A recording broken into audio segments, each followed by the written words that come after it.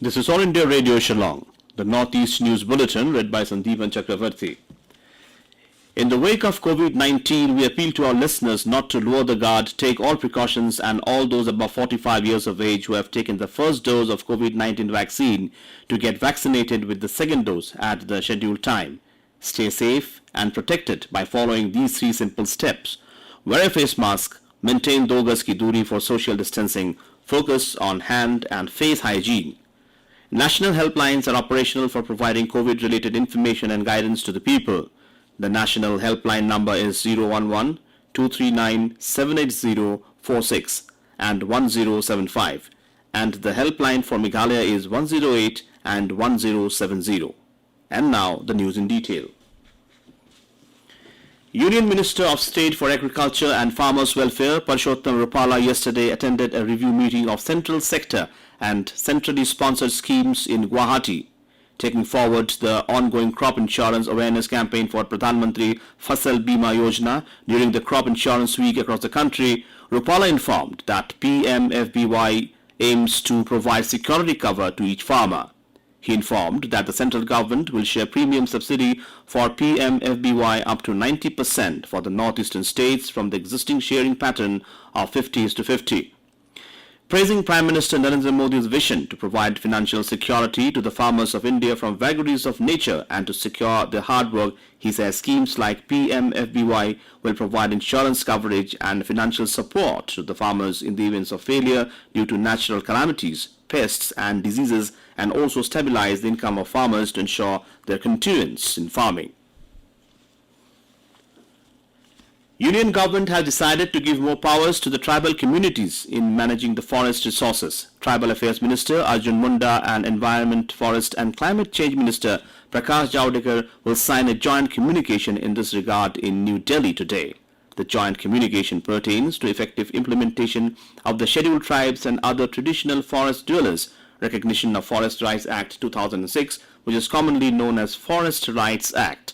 The Act recognizes and vests the forest rights and occupation in forest land in forest dwelling scheduled tribes and other traditional forest dwellers who have been residing in such forests for generations but whose rights could not be recorded. Assam Chief Minister Dr. Himanta Biswa Sarma yesterday held a conference with officers in charge of all police stations in the state in Guwahati. Interacting with them, the Chief Minister urged the OCs not to succumb to political pressure or other inducements while performing their duties with utmost honesty and dedication.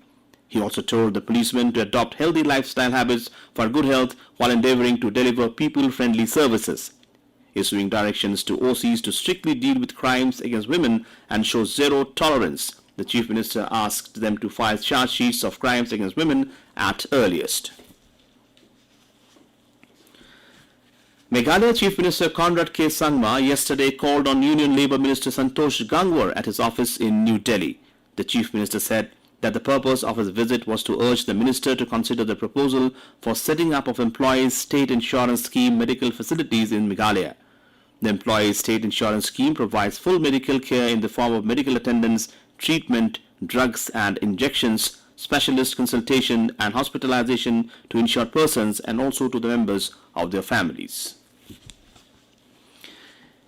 In Meghalaya, several relaxations have been made to bring back normalcy, but the tourism sector will have to wait until the positivity rate of COVID-19 drops below 5% in the state. Meghalaya Chief Secretary M.S. Rao has said that the positivity rate in the state is around 10%, which is of grave concern, and at this juncture, it is not possible for the state to open up for tourists. The Chief Secretary informed that as advised by the centre, the state had recently decided to allow government offices to function ensuring proper COVID protocols are followed. He further said that since the start of the second wave, the tourism sector, which is also one of the major revenue of the state, has been badly affected. In Manipur, 432 persons were confirmed as new COVID-19 positive cases yesterday. These cases were detected among the 3,204 samples tested, and the positivity rate is 13.49%. On the other hand, 8 people expired due to COVID-19 positive, thus increasing the total fatality rate to 1,204. Meanwhile, 609 COVID-19 patients were discharged yesterday. The total number of recovered cases is 65,540 and the total positive case is 72,718. And with that, we end the Northeast News Bulletin from the station of All India Radio Shillong. Have a nice day.